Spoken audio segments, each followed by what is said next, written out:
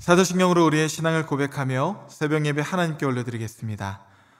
전능하사 천지를 만드신 하나님 아버지를 내가 믿사오며 그 외아들 우리 주 예수 그리스도를 믿사오니 이는 성령으로 잉태하사 동정녀 마리에게 나시고 본디오 빌라도에게 고난을 받으사 십자가에 못 박혀 죽으시고 장사한 지 사흘 만에 죽은 자 가운데서 다시 살아나시며 하늘에 오르사 전능하신 하나님 우편에 앉아 계시다가 저리로서 산자와 죽은 자를 심판하러 오시리라. 성령을 믿사오며 거룩한 공회와 성도가 서로 교통하는 것과 죄를 사해 주시는 것과 몸이 다시 사는 것과 영원히 사는 것을 믿사옵나이다. 아멘.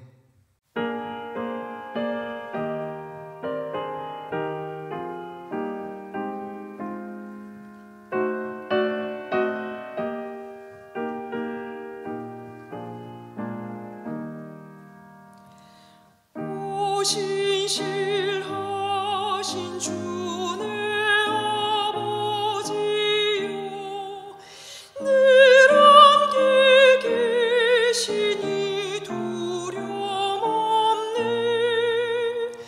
그 사랑 변찮고 날 지키시며 어제나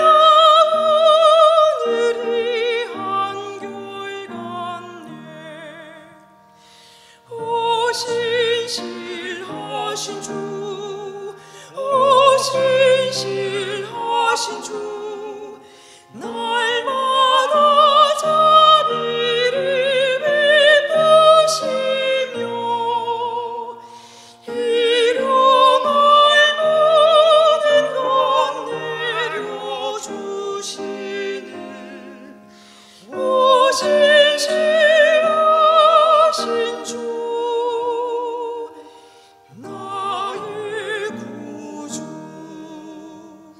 봄철과 또 여름, 가을과 겨울, 해와 달, 별들도 다 주의 것. 만물이 주 영광 드러내도다. 신실한 주 사랑 나타내네. 오 신실하신 주, 오 신실하신 주, 날마다 자비를 베푸시며 일용할 모든 것 내려주시니 오 신실하신 주, 나의 구주. 내 죄를 사하여 아니하시고 주 친히 오셔서 인도하네. 오늘의 때가 내일의 소망, 주말이 한복을 내리시네. 오 신실하신 주, 오 신실하신 주, 날마다 자비를 베푸시며 일용할 모든 것 내려주시니 오 신실하신 주, 나의 구주. 이 시간 우리에게 주시는 하나님 말씀은 사무엘상 28장 3절부터 19절까지의 말씀입니다. 사무엘이 죽었으므로 온 이스라엘이 그를 두고 슬피 울며 그의 고향 라마에 장사였고 사울은 신접한 자와 박수를 그 땅에서 쫓아내었더라. 블레셋 사람들이 모여 수넴에 이르러 진침해 사울이 온 이스라엘을 모아 길보아에 진쳤더니 사울이 블레셋 사람들의 군대를 보고 두려워서 그의 마음이 크게 떨린지라. 사울이 여호와께 묻자오되 여호와께서 꿈으로도 우림으로도 선지자로도 그에게 대답하지 아니하시므로 사울이 그의 신하들에게 이르되 나를 위하여 신접한 여인을 찾으라. 내가 그리로 가서 그에게 물으리라 하니 그의 신하들이 그에게 이르되 보소서 엔돌에 신접한 여인이 있나이다. 사울이 다른 옷을 입어 변장하고 두 사람과 함께 갈새 그들이 밤에 그 여인에게 이르러서는 사울이 이르되 청하노니 나를 위하여 신접한 술법으로 내가 내게 말하는 사람을 불러올리라 하니 여인이 그에게 이르되 내가 사울이 행한 일 곧 그가 신접한 자와 박수를 이 땅에서 멸절시켰음을 아나니 내가 어찌하여 내 생명에 올무를 놓아 나를 죽게 하려느냐 하는지라. 사울이 여호와의 이름으로 그에게 맹세하 이르되 여호와께서 살아계심을 두고 맹세하노니 내가 이 일로는 벌을 당하지 아니하리라 하니 여인이 이르되 내가 누구를 내게로 불러올리라 하니 사울이 이르되 사무엘을 불러올리라 하는지라. 여인이 사무엘을 보고 큰 소리로 외치며 사울에게 말하 이르되 당신이 어찌하여 나를 속이셨나이까? 당신이 사울이시니이다. 왕이 그에게 이르되 두려워하지 말라. 내가 무엇을 보았느냐 하니 여인이 사울에게 이르되 내가 영이 땅에서 올라오는 것을 보았나이다 하는지라. 사울이 그에게 이르되 그의 모양이 어떠하냐 하니 그가 이르되 한 노인이 올라오는데 그가 겉옷을 입었나이다 하더라. 사울이 그가 사무엘인 줄 알고 그의 얼굴을 땅에 대고 절하니라. 사무엘이 사울에게 이르되 내가 어찌하여 나를 불러 올려서 나를 성가시게 하느냐 하니 사울이 대답하되 나는 심히 다급하니이다. 블레셋 사람들은 나를 향하여 군대를 일으켰고 하나님은 나를 떠나서 다시는 선지자로도 꿈으로도 내게 대답하지 아니하시기로 내가 행할 일을 알아보려고 당신을 불러 올렸나이다 하더라. 사무엘이 이르되 여호와께서 너를 떠나 내 대적이 되셨거늘 내가 어찌하여 내게 묻느냐. 여호와께서 나를 통하여 말씀하신 대로 내게 행하사 나라를 내 손에서 떼어 내 이웃 다윗에게 주셨느니라. 내가 여호와의 목소리를 순종하지 아니하고 그의 진노를 아말렉에게 쏟지 아니하였으므로 여호와께서 오늘 이 일을 내게 행하셨고 여호와께서 이스라엘을 너와 함께 블레셋 사람들의 손에 넘기시리니 내일 너와 내 아들들이 나와 함께 있으리라. 여호와께서 또 이스라엘 군대를 블레셋 사람들의 손에 넘기시리라 하는지라. 아멘. 함께 기도하시겠습니다.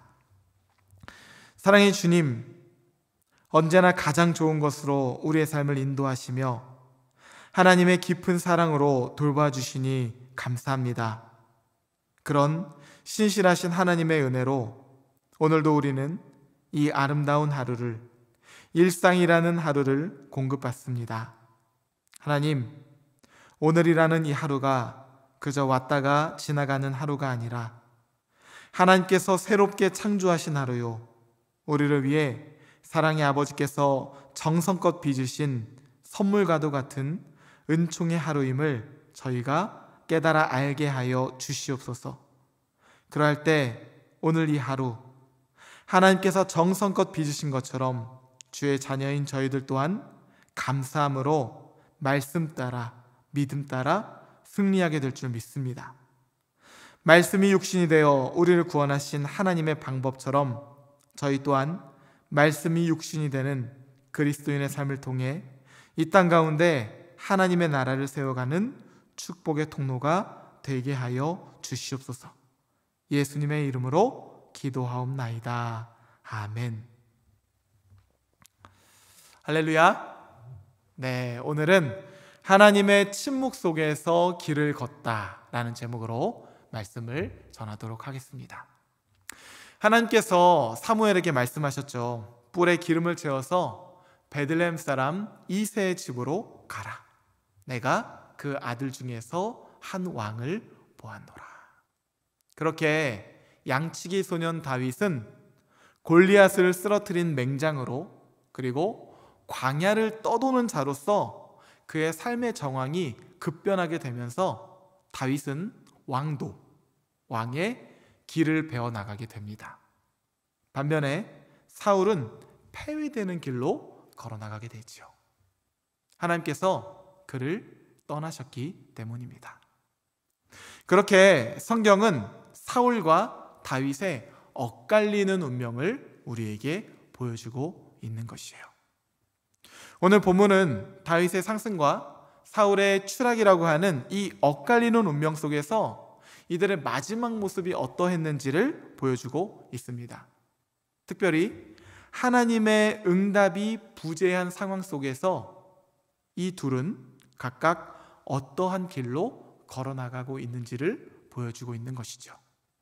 그 길에 따라서 어떤 길은 왕도가 될 것이고 또 어떤 길은 폐위가 되는 길을 넘어서 사망에 이르는 길이 될 것이기 때문이죠.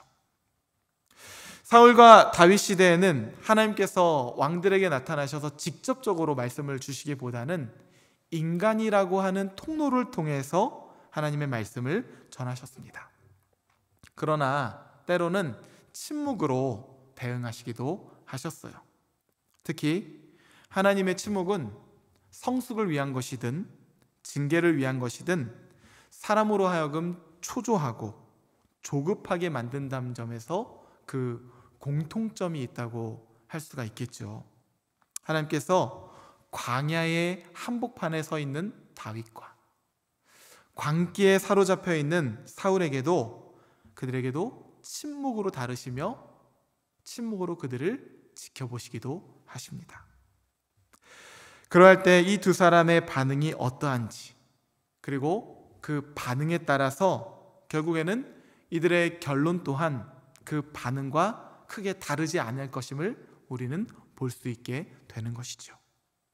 광야에 서 있는 다윗, 그리고 광기에 사로잡혀 있는 사울, 이들의 상황은 둘 다 굉장히 절박해 보입니다. 설상가상으로 사무엘까지 죽어서 온 백성이 슬퍼하며 라마, 사무엘의 집에 장사하였다는 상황조차도 동일하게 주어져 있는 상황이에요. 3절 말씀을 보면 사무엘이 죽었으므로 온 이스라엘이 그를 두고 슬피 울며 그의 고향 라마에 장사하였고. 두 사람 모두 하나님의 뜻을 들을 수 있는 중요한 통로 하나가 동일하게 사라져 있는 상황입니다. 그 절박한 상황 속에서 다윗과 사울은 서로 어떤 길을 걸어나가게 될까요? 분명한 것은 둘은 극과 극으로 정반대의 길을 걸어나가게 되었다는 것이요. 특별히 사울은 마지막 순간까지도 자신이 걸어왔던 거역의 길을 멈추지 않습니다. 하나님의 심판의 말씀을 겸허하게 받드는 신앙인으로서의 회복이 아니라 끝까지 자신의 뜻을 관철시키고자 하는 안간힘을 쓰는 한 인간의 모습을 보여주고 있는 것이죠. 오늘 본문은 사무엘의 죽음을 보도한 이후 블레셋 사람들이 또다시 이스라엘을 치고자 근처에 진을 쳤다고 하면서 그 기록을 시작하고 있습니다. 블레셋, 골리앗으로부터 시작해서 끊임없이 사울에게 골칫거리와 문제거리를 안겨준 족속이죠. 그런데 그 블레셋이 또다시 나타난 것입니다. 사울은 먼저 이 블레셋에 대응하기 위해서 온 이스라엘 백성들을 불러 모아서 길보아 산에 그들 역시 진을 치게 만듭니다. 그런데 성경은 사울의 마음을 이렇게 기록하고 있어요. 사울이 블레셋 사람들을 보고 두려워서 그의 마음이 크게 떨린지라. 표면적으로는 이스라엘도 진을 치면서 대응을 하고 있는 것처럼 보이지만 사실은 사울은요, 어떻게 대응해야 할지 전혀 몰랐던 것입니다. 그래서 사울은 하나님께 묻습니다. 그런데 사무엘이 죽었으니까 이제 다른 방법으로 묻겠죠.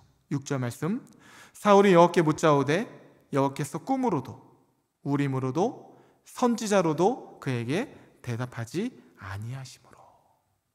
하나님의 침묵이에요. 하나님께서 이 광기에 사로잡힌 사울의 문제 앞에서 특별히 하나님께서 침묵하시는 이 사울의 문제 앞에서 침묵하시는 것은 그가 과연 어떠한 행보를 펼쳐나가는지 그를 지켜보시며 침묵을 통해서 그를 바라보고 계신 것이죠. 어쩌면 하나님께서는 사울에게 마지막 남은 일말의 기대 하나를 가지고 계셨을지도 모르겠어요. 이제 다 끝났다고 생각하는 지금이라도 사울이 돌이켜준다면. 하지만 이 사울은 하나님의 침묵이 이어지자 조금도 지체하지 않고 자신의 다음 행보를 이어갑니다. 바로 7절 말씀인데요. 사울이 그의 신하들에게 이르되 나를 위하여 신접한 여인을 찾으라. 내가 그리로 가서 그에게 물으리라 하니 그의 신하들이 그에게 이르되 보소서 엔돌에 신접한 여인이 있나이다. 이것은 여호와께서 금지하신 이교도의 풍습입니다. 사울은 자신 나름대로의 그 신앙적인 방법을 찾다가 자신의 상황이 여의치 않아지자 이 신앙적인 방법을 포기하고 그것이 무엇이든 자신의 문제를 해결해 줄 수 있는 대체제로 자신의 방법을 바꾼 것이에요. 하나님에서 엔돌에 신접한 여인으로. 참 어울리지 않는 극과 극 같지 않습니까? 이것을 통해서 우리가 알 수 있는 것은 사울의 믿음에 대한 실상이죠. 그의 믿음에 대한 실상이 바로 우상숭배였다는 것이에요. 여러분, 우상숭배의 본질이 무엇입니까?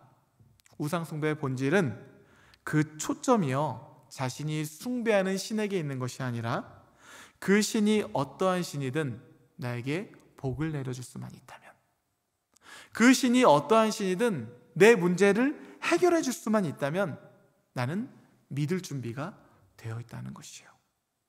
우상숭배의 본질은요, 그 중심에 자기 자신이 있는 것이죠. 사울의 모습을 보세요. 하나님께서 침묵하시니까 자기 자신을 위하여 엔돌에 신접한 여인을 찾고 있습니다. 이것은 하나님께서 침묵하시면서 바라보고자 했던 사울의 모습, 신앙인의 모습이 아니었어요.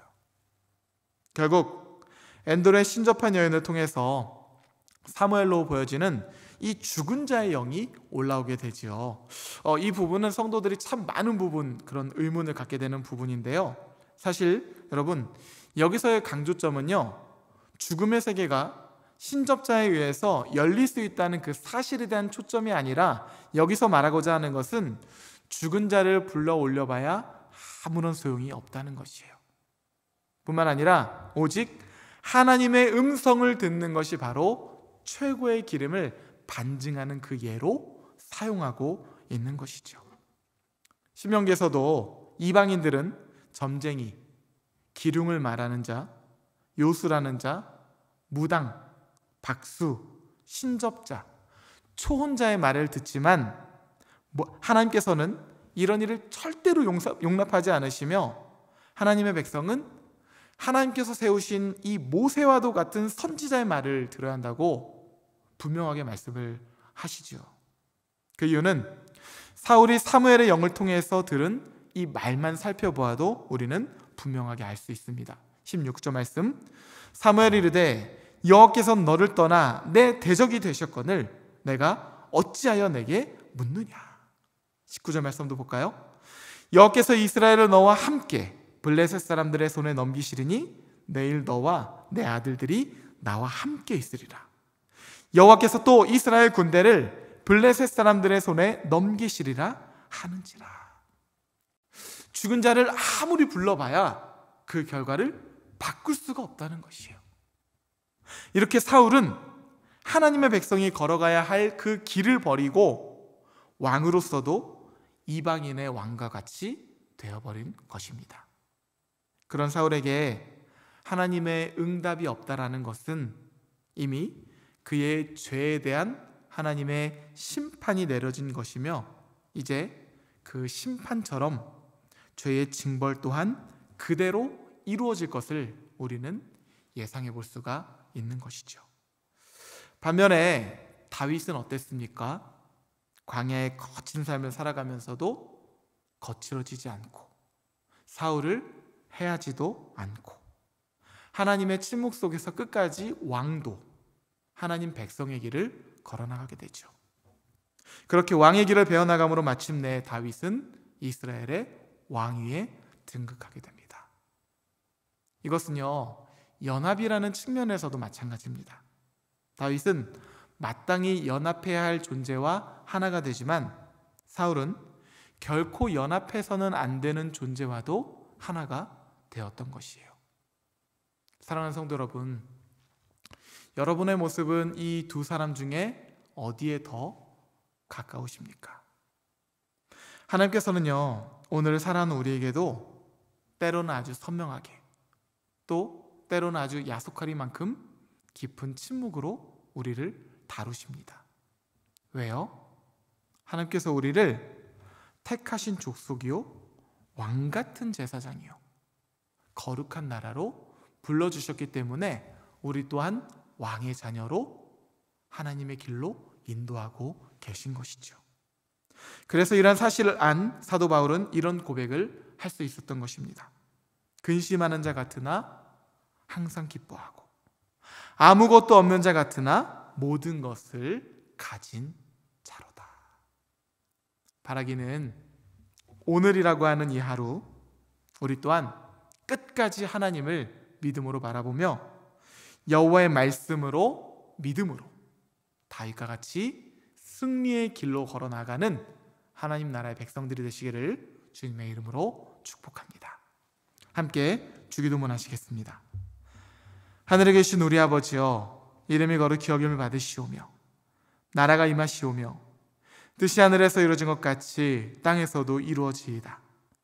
오늘 우리에게 일용할 양식을 주시옵고, 우리가 우리에게 죄 지은 자를 사하여 준 것 같이 우리 죄를 사하여 주시옵고, 우리를 시험에 들게 하지 마시옵고 다만 악에서 구하시옵소서. 나라와 권세와 영광이 아버지께 영원히 있사옵나이다. 아멘.